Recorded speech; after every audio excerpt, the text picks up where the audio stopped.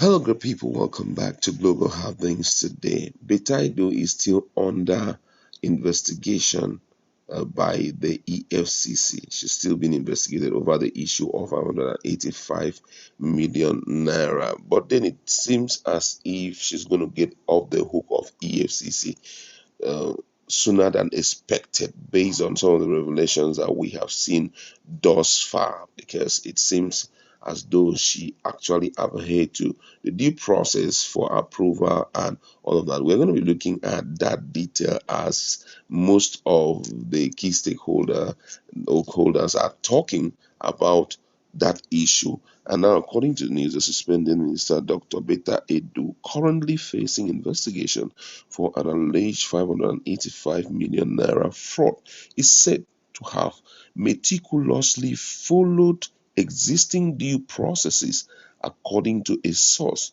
conversant with modern administrative procedure.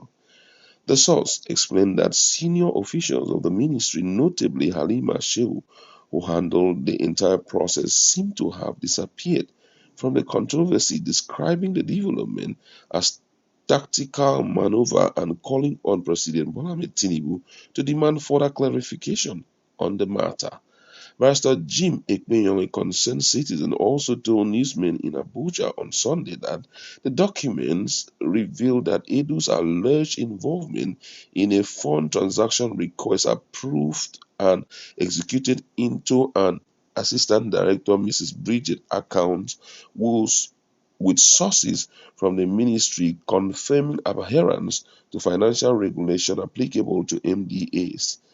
The document asserted that the suspended minister adhered to established processes within the humanitarian ministry supported by financial regulations for MDAs. Another document shared the details of the 2021 federal government payment to project accountant personal account in MDAs, highlighting Mrs. Bridget's role in overseeing financial activities related to the program. Despite financial regulation binding MDA transaction, the release document argued that the minister's action aligned with established procedure, emphasizing Mrs. Bridget's duty to manage fund disbursement and retirement under the specific regulation. The funds in question were said to be intended for beneficiaries under Mrs. Bridget's monitoring and supervision through a payment system. Notably, Mrs. Bridget, an assistant director and civil servant in the ministry, is stated to be unrelated to Dr. Betta Edu. The source from the ministry defended Mrs. Bridget, asserting that the payment request process was well established, insisting there was no illegality involved. The source argued that the controversy appeared to be a trap set to tarnish the image of the government, emphasizing no money is missing and the program transactions were successful. It questioned the call for Dr. Betta Edu's resignation, pointing out her proactive reporting of a missing 44 billion naira from the NSIPA account with a subsequent recovery of 39.8 billion naira. The source contended that the ministry commitment is driven by a desire to save and achieve President Bola Ahmed Tinubu's poverty alleviation program, dismissing accusation of fraudulent intention. The narrative underscores Dr. Betta Edu's dedication to breaking records and her courage in pushing the government's goal despite challenges. According to the source from the ministry, she has done nothing illegal. It was just a trap, which I believe she's going to survive. The process by which she requested the payment to Mrs. Bridget was already established in the ministry. There are regulations for it within the ministry, and all MDAs have been using it over the decades. So it's not that Edu has bad intention, nor did the destination account associated with her.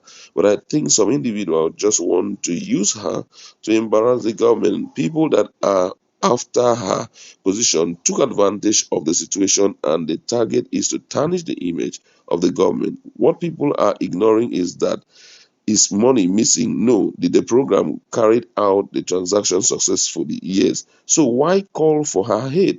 Was the 44 billion naira missing from the NSIPA account in the space of 1 week, as she reported to the appropriate authorities for further investigation, stolen? Yes. And the 39.8 billion naira has been recovered so far from the perpetrators and paid back into government account? Yes. These documents and regulation process should let Nigerians know that she is not associated with any intention of fraud in this government. Edu is just a young woman willing to serve, break records in this government, and achieve President Bola Ahmed Tinubu's plan to pull millions of Nigerians out of poverty, which many are scared of her courage and hardworking spirit. That was what Barrister Edu stated. The source also urged President Tinubu to check the activities of old brigade politicians working against the brilliant new breed appointees in his administration. This has triggered a lot of reactions from Nigeria, but let it be known that because of all this bahaha in the ministry, the president has decided to suspend anything about cash transfer till everything is well sorted out. Nigerians have reacted with all of this being said. Some people say, I don't understand how you people will be willing to cover up crime. What happened to the fake Kogi airport? If she really wanted to adhere to the renewed hope agenda of Asiwaju, then why diverting the fund to private account? Another person here says she was too loud for my liking. She doesn't need to, you don't need to like her. What is most important here is, did she adhere, to the due process that she ought to follow? Someone here say, kindly confirm the position of paying for a ticket from Abuja to Kogi State. Were there no airport for the minister and the senior government officials?